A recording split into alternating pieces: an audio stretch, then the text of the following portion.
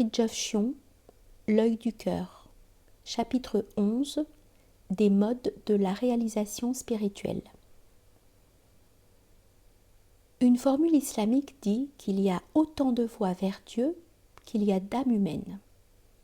Mais comme il n'y a aucune complexité qui ne se laisse ramener finalement à des synthèses et partant à des formules simples, à condition que celles-ci résultent de la nature même des choses et non point de quelque artifice philosophique, la diversité des âmes et des voies se réduit en dernière analyse à 3 positions fondamentales que nous pourrons désigner respectivement par les termes connaissance, amour et action.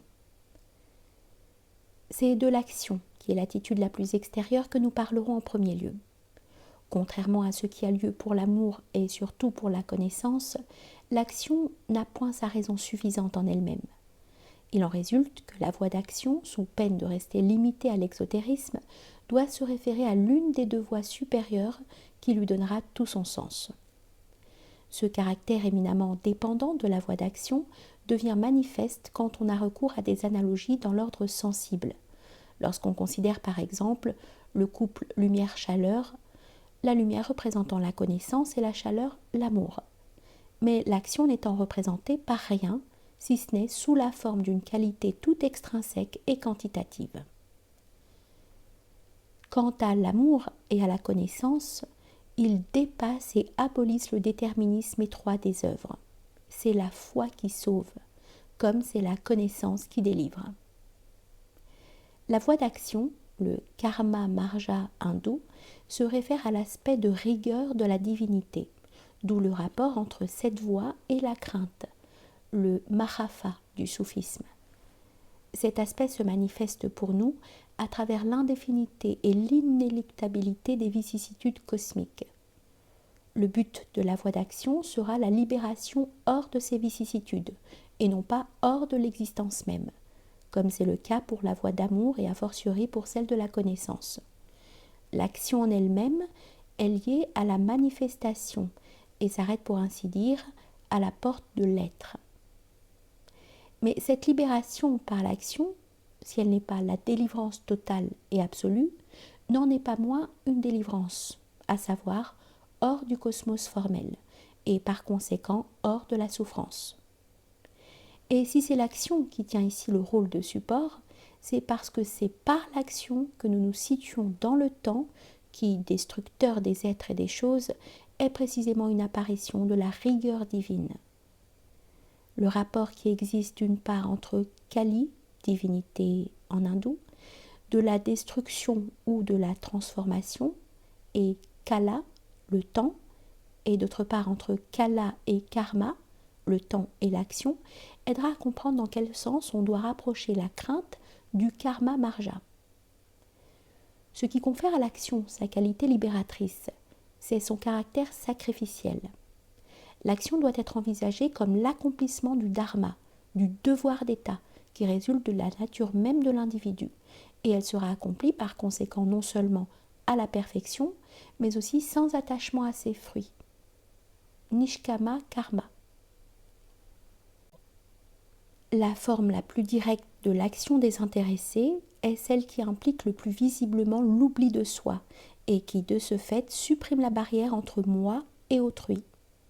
Dans l'œuvre de charité, le prochain devient le support quasi méthodique de la divinité. Car, ouvrez les guillemets, ce que vous aurez fait à l'un de ses plus humbles, vous l'aurez fait à moi. Fermez les guillemets. L'ego est comme absorbé par l'autre, qui devient Dieu, en sorte que le désintéressement réside ici dans la nature même des choses. Toutefois, la finalité purement cosmique de cette voie est aisément discernable dans le fait que tout se place sur le plan des créatures, donc dans le monde extérieur et objectif. Il résulte de ce que nous venons de dire que la voie d'action est inévitable dans la mesure où l'action l'est. En d'autres termes, même celui qui suit une voie purement contemplative doit, dans la mesure où l'action s'impose à lui par la force des choses, agir selon le karma marja, c'est-à-dire en se conformant soigneusement à la nature des éléments constitutifs de l'action, donc au symbolisme de celle-ci, et toujours sans attachement aux fruits de ses œuvres. C'est ce qui permet de comprendre pourquoi les grandes méthodes spirituelles, même celles qui insistent le plus expressément sur l'excellence d'une vie hérémétique, n'ont jamais exclu la possibilité d'une voie poursuivie au milieu des occupations du monde. La question à laquelle nous nous proposons de répondre maintenant est celle de savoir comment il est possible de concilier une vie spirituelle intense avec les obligations profanes, et même d'intégrer ces obligations dans une certaine mesure à la vie intérieure. Car si le travail de tous les jours, que ce soit le métier de l'homme ou le ménage de la femme, ne constitue pas un obstacle à la voie, cela implique qu'il doit jouer dans cette voie le rôle d'un élément positif, ou plus précisément celui d'un véhicule secondaire de la réalisation spirituelle. Une telle intégration du travail dans la spiritualité dépend de 3 conditions fondamentales que nous désignerons respectivement par les termes de nécessité, sanctification et perfection. La première de ces conditions implique que l'activité à spiritualiser corresponde à une nécessité et non à un caprice. On peut sanctifier, c'est-à-dire offrir à Dieu toute activité normale nécessitée par les exigences de la vie même, mais non pas n'importe quelle occupation, dépourvue de raisons suffisantes ou ayant même un caractère répréhensible. Ce qui revient à dire que toute activité nécessaire possède un caractère qui la prédispose à véhiculer le spirituel. Toute activité nécessaire a en effet une certaine universalité qui la rend éminemment symbolique. La seconde des 3 conditions est que l'activité ainsi définie soit effectivement offerte à Dieu, c'est-à-dire par amour de Dieu et sans révolte contre le destin. C'est là le sens des prières par lesquelles on consacre, dans la plupart des formes traditionnelles, sinon dans toutes, le travail, qui se trouve ainsi ritualisé, c'est-à-dire qui devient un sacrement naturel, sorte d'ombre ou de contrepartie secondaire du sacrement surnaturel, qu'est le rite à proprement parler. La troisième condition, enfin, implique la perfection logique du travail, car il est évident qu'on ne peut offrir à Dieu une chose imparfaite, ni lui consacrer un objet vil. À part cela, la perfection de l'acte s'impose comme celle de l'existence même, en ce sens que tout acte retrace nécessairement l'acte divin en même temps qu'une modalité de celui-ci. Cette perfection de l'action comporte 3 aspects qui se réfèrent respectivement à l'activité comme telle, puis aux moyens et enfin au but. Il faut que l'activité comme telle soit objectivement et subjectivement parfaite, ce qui implique qu'elle soit conforme ou proportionnée au but à atteindre. Il faut aussi que le moyen soit conforme et proportionné au but envisagé, ce qui implique que l'instrument de travail soit bien choisi, puis manié avec art, c'est-à-dire en parfaite conformité avec la nature du travail. Et il faut enfin que le résultat du travail soit parfait, c'est-à-dire qu'il réponde exactement aux besoins dont il est issu. Si ces conditions qui constituent ce qu'on pourrait appeler la logique interne et externe de l'activité sont bien remplies, le travail ne sera non seulement plus un obstacle à la voie intérieure, mais il sera même une aide pour celle-ci. Inversement, un travail mal accompli sera toujours une entrave à la voie, car il ne correspond à aucune possibilité divine. Dieu est perfection, et l'homme, pour s'approcher de Dieu, doit être parfait dans l'action aussi bien que dans la contemplation non agissante. Le karma, en raison de son activité en tant que contraire de la contemplation et de son extériorité, ne saurait atteindre l'être, c'est-à-dire dépasser le paradis créé, le bienheureux sommet de la montagne cosmique, de même que la bhakti, en raison de sa subjectivité, ne saurait jamais atteindre l'essence divine. Elle n'atteint de Dieu que tel aspect ou non.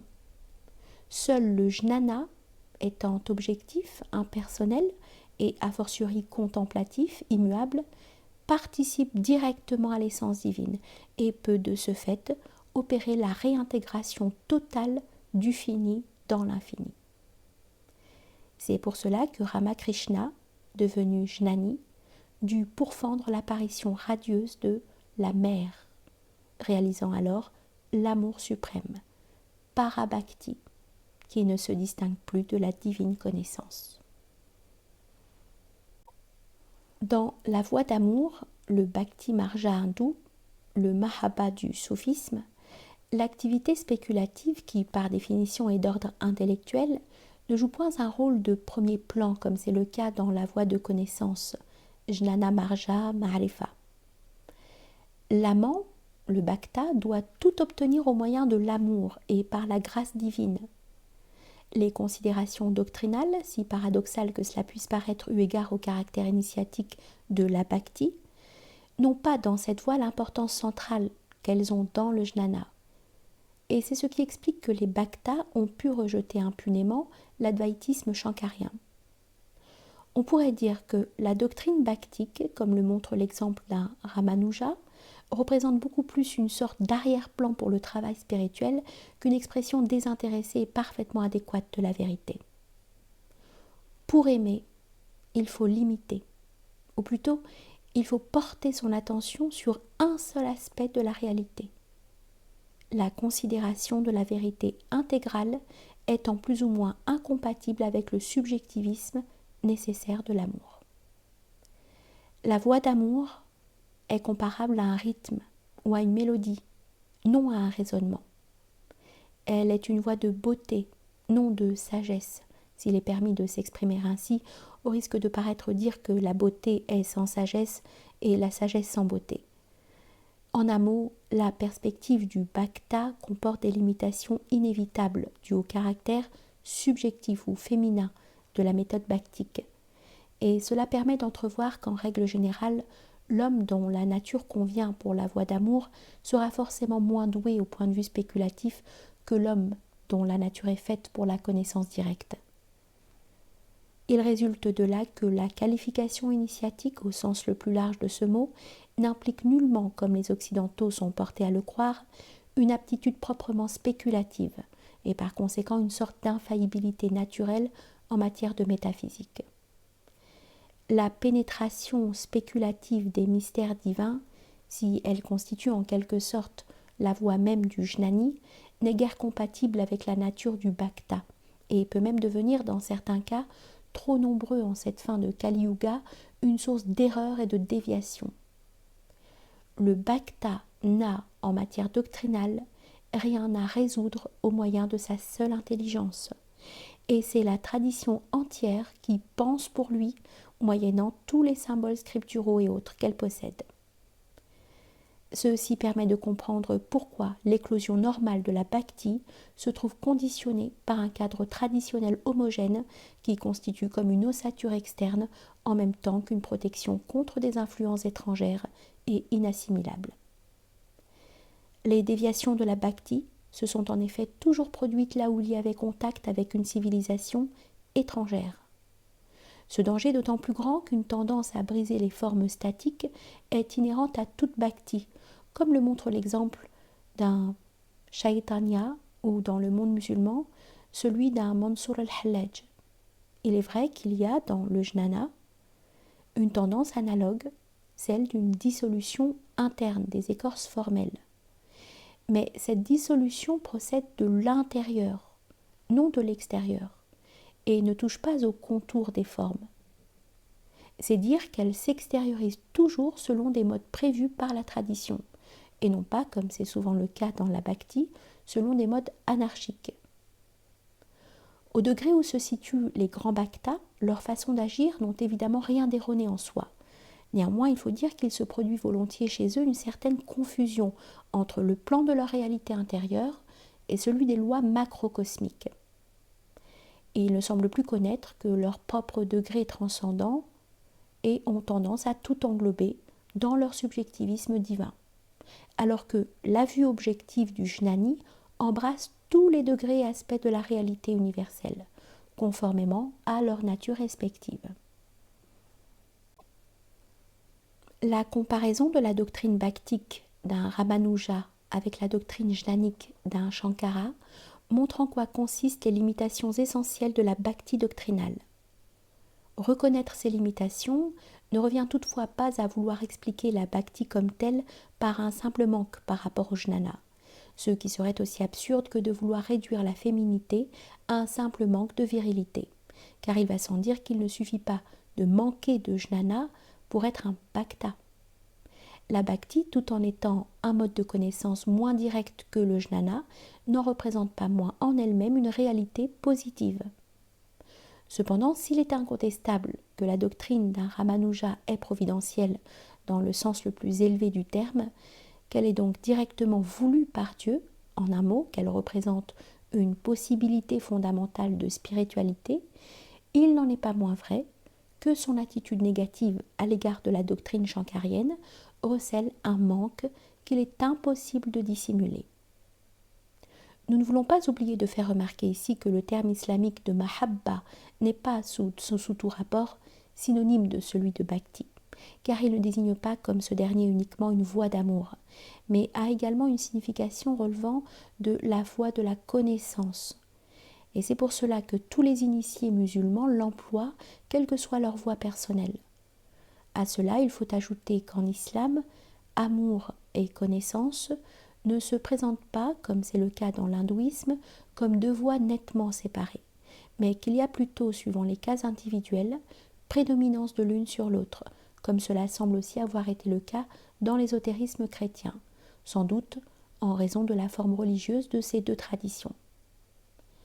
L'emploi dans les ésotérismes à forme religieuse du terme amour pour désigner une réalité intellectuelle s'explique du reste par le fait que le sentiment, tout en étant inférieur à la raison à cause de sa subjectivité, est cependant comparable symboliquement à ce qui est supérieur à la raison, à savoir l'intellect. Il en est ainsi parce que le sentiment, comme l'intellect aux antipodes duquel il se situe en quelque sorte, n'est pas discursif, mais direct, simple, spontané, illimité. Comparé à la raison, le sentiment paraît libre de forme et de faillibilité, et c'est pour cela que l'intelligence divine peut être appelée amour, et l'est même réellement, dans un sens transposé, par rapport à la pauvre intelligence humaine. Il y a là une application simultanée des analogies parallèles et inverses, qui à la fois relient et séparent les ordres divins et cosmiques. Nous avons défini plus haut la bhakti comme une voie de beauté. À ce sujet, il convient de faire remarquer que l'aspect de beauté, comme celui de connaissance, est méconnu et négligé dans la perspective du mérite, pour autant que celle-ci prête à la spiritualité une structure essentiellement morale. Une telle perspective ne peut qu'ignorer que la beauté est éminemment un support d'intellection, et elle y verra, avec la méfiance méthodique et aveugle qui la caractérise, avant tout une tentation, donc un acheminement vers le péché, d'autant plus qu'elle ignore a priori la nature, la valeur et le rôle de l'intelligence pure. La beauté, quand elle s'associe à une attitude contemplative, est agréable à Dieu, au même titre qu'un sacrifice. Le Christ, sagesse de Dieu, a été véhiculé par la beauté, la Vierge. Le troisième et ultime mode de spiritualité, en ordre ascendant, est la voie de la connaissance, la ma'rifa du soufisme. Sa dépendance à l'égard de la doctrine sera la plus étroite possible, en ce sens que la doctrine est partie intégrante de cette voie d'une façon immédiate, alors que dans la bhakti, la doctrine peut se trouver réduite à des synthèses fort simples et se situe pratiquement comme en dehors de la voie. Mais d'un autre côté, le jnana sera parfaitement indépendant de toute formulation doctrinale, et cela précisément en tant qu'il réalise l'esprit qui, en s'exprimant forcément au moyen de la lettre, restera toujours transcendant et incommensurable par rapport à ces symboles. Il est une sentence de Maître Eckhart qui exprime admirablement l'attitude générale du jnani. Ouvrez les guillemets.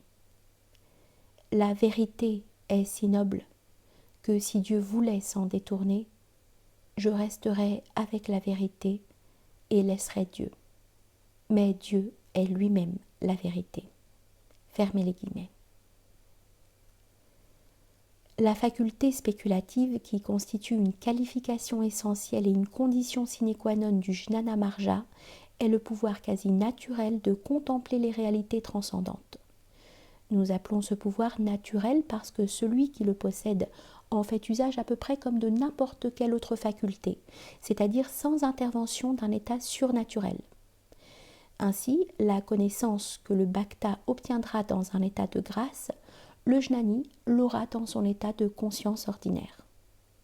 On objectera peut-être que l'intuition intellectuelle n'est pas plus naturelle que l'extase et que celle-ci n'est pas non plus surnaturelle que celle-là, à quoi nous répondrons que nous avons employé ces mots d'une façon toute provisoire et dans un sens d'ailleurs aisé à comprendre, à moins qu'on ne préfère que nous parlions d'un naturellement surnaturel ou d'un surnaturellement naturel, ce qui, tout en présentant certains avantages, compliquerait notre terminologie d'une façon aussi inutile qu'inextricable. Nous pourrions aussi décrire la faculté spéculative dont il s'agit ici dans les termes suivants.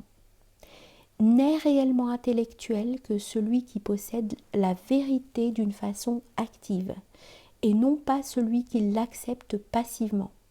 Le premier cas sera celui d'un homme qui, ayant appris une vérité transcendante, s'y reconnaît en quelque sorte lui-même et est capable de la formuler spontanément, donc d'une manière originale et inspirée, tout en projetant la lumière de sa connaissance sur les contingences les plus diverses, et cela grâce à une vision directe des réalités et non pas au moyen de raisonnement. Le second cas, par contre, sera celui d'un homme qui, ayant entendu la même vérité, en pressant l'évidence, mais est incapable de la formuler autrement qu'en répétant l'énoncé doctrinal qui la lui aura communiqué. Ce qui était intensité dans la voie d'amour sera certitude dans la voie de la connaissance. Dans la bhakti, le procédé mental, si l'on peut dire, est la projection idéale, au sens platonicien du mot, des béatitudes limitées de ce monde, telles que la beauté ou la bonté par exemple, dans la béatitude illimitée de l'être avec un grand E. Les apparences de ce monde seront d'une part utilisées comme pressentiment de cette béatitude et d'autre part rejetées en raison de leur limitation, donc de ce qui les sépare illusoirement de la béatitude ou beauté divine. Le jnana, par contre, au lieu de prendre son point de départ dans l'expérience des choses terrestres, procédera en quelque sorte par abstraction, en ce sens que son véhicule, la connaissance, et l'évidence qu'elle implique, n'est par définition point de ce monde.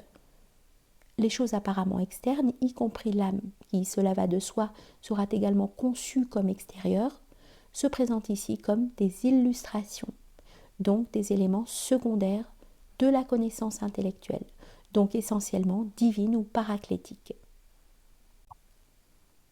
Cette extériorisation du microcosme ira de pair avec une intériorisation du macrocosme.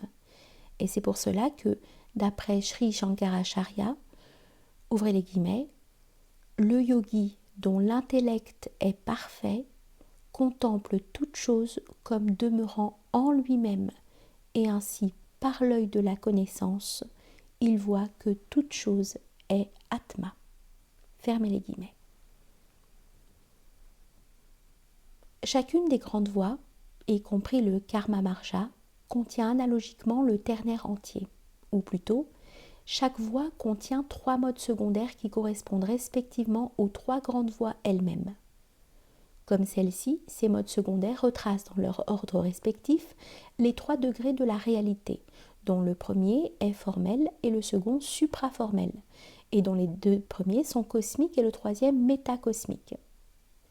Il retrace aussi, par la force des choses, d'autres ternaires analogiquement connexes, tels que celui des tendances cosmiques, les gunas de la doctrine hindoue, puis celui des éléments constitutifs de l'ordre terrestre, corps, âme, esprit, et enfin celui des étapes fondamentales de la réalisation initiatique, purification, épanouissement, identité.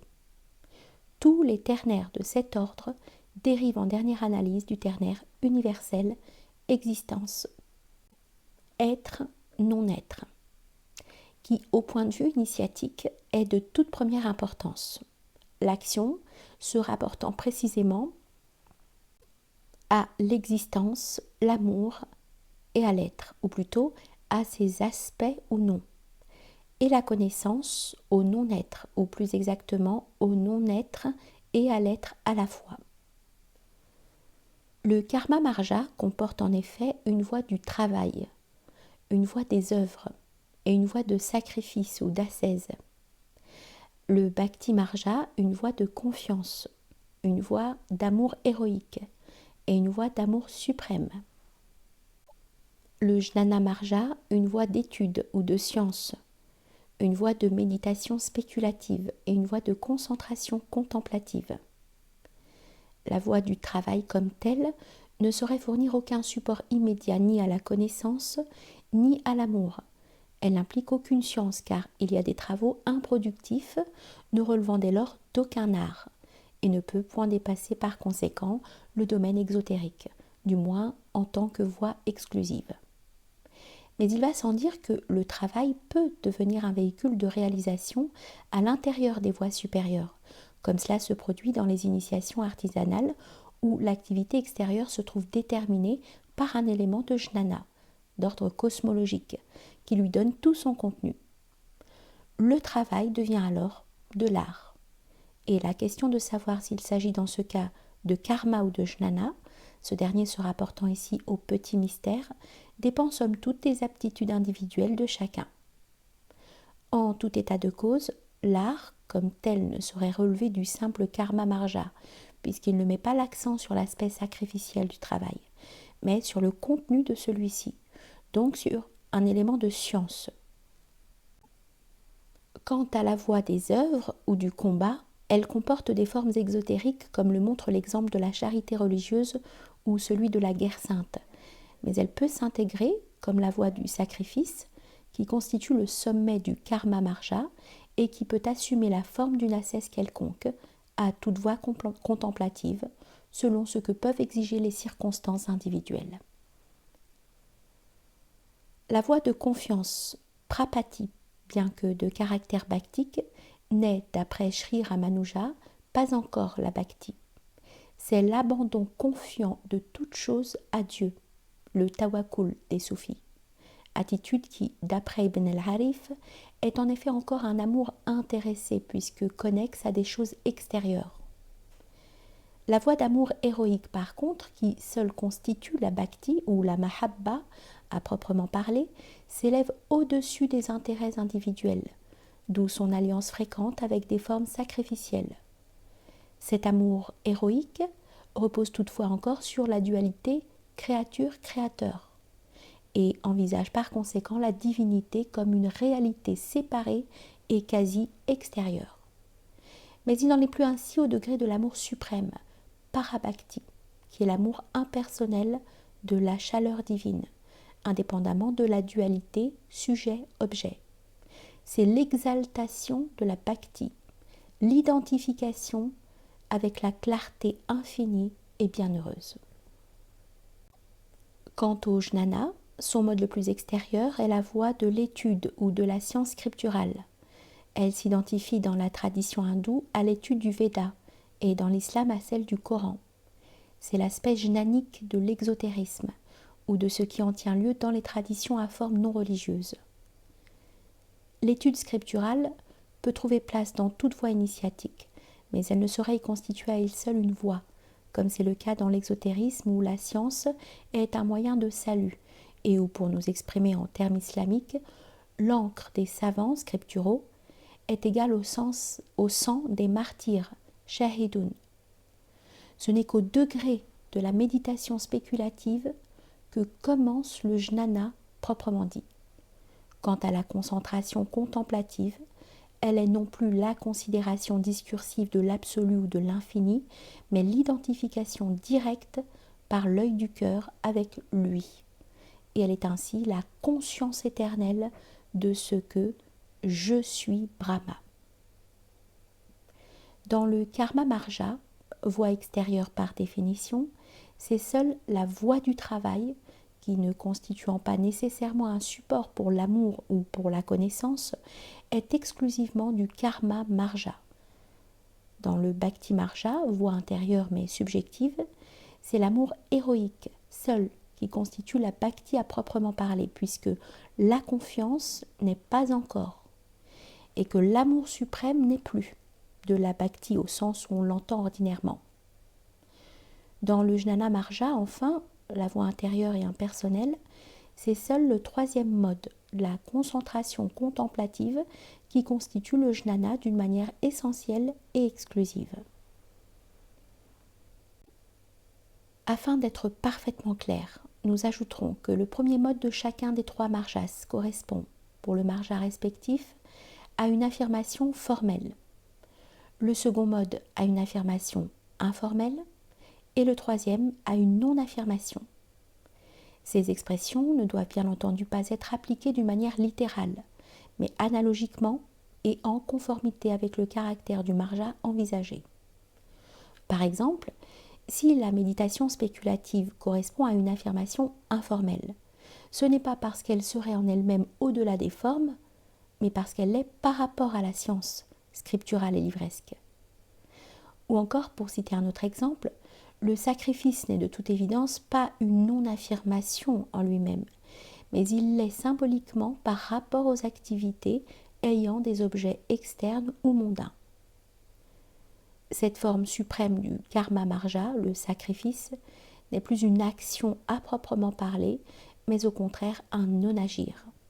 C'est l'homme qui, pour ainsi dire, est devenu l'objet de l'acte divin, et de ce fait son action est devenue amour.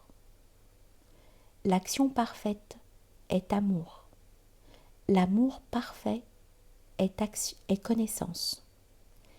La connaissance parfaite est non point discernement, mais être. Ces dernières considérations ont pu paraître un peu systématiques. Sinon, sans hésitation, nous les avons introduites dans ce livre, c'est que quelques-uns pourront peut-être en tirer profit en dépit de leur forme très concise. Pour terminer, nous allons revenir encore sur certains points de notre exposé qui appellent quelques développements.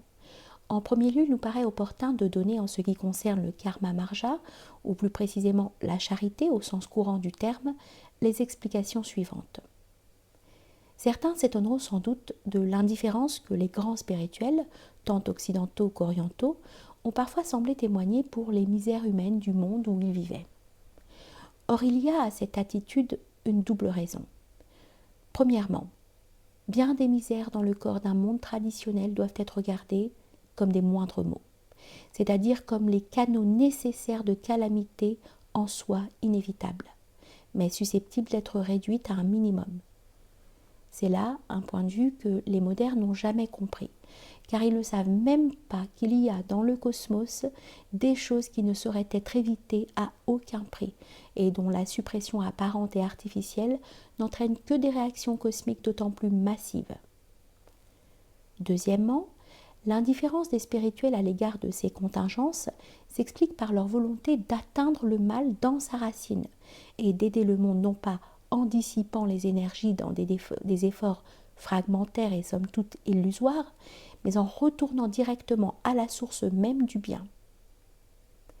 Les abus que l'on rencontre dans toutes les vieilles civilisations sont inévitables, parce que le mal, étant impliqué dans l'existence même, est inhérent à toute chose et ne peut pas ne point s'y manifester d'une façon ou d'une autre.